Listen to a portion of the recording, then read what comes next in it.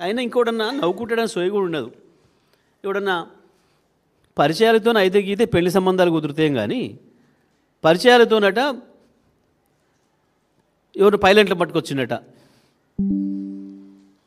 మంత్రి పరిచయాలతో పైలట్లను పట్టుకొస్తే వాడు సర్వే చేస్తాడట. సిగ్గుందా ఏమన్నా మాట్లాడడానికి?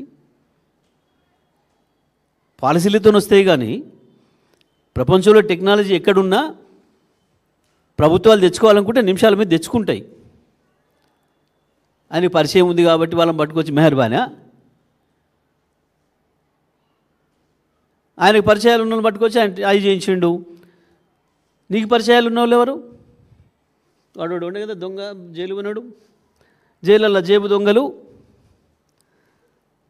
హత్యలు చేసిన వాళ్ళ పరిచయాలు నీకున్నాయి. అంటే నువ్వు ఈ పని చేస్తున్నావు అన్నట్ట.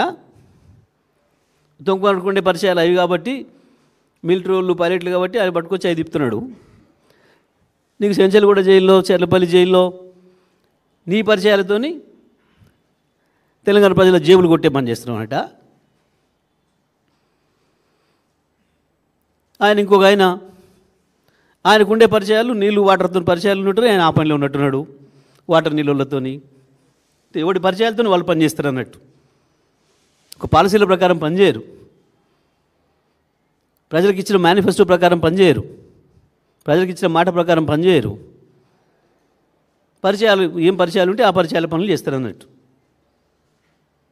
గిదా ఒక ముఖ్యమంత్రి నుంచి వచ్చే మాటలు.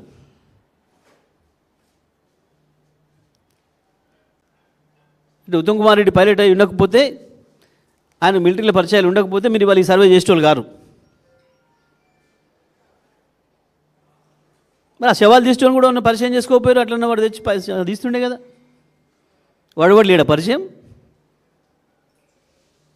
ఏమైనా గోళాల్లో దూరి దొంగతనాలు చేసాడు వెనకటి అలీబాబా దొంగల్లాగా పరిచయాలు ఏమైనా పెంచుకుంటే వాళ్ళు కూడా వద్దురుగా తెస్తానికి.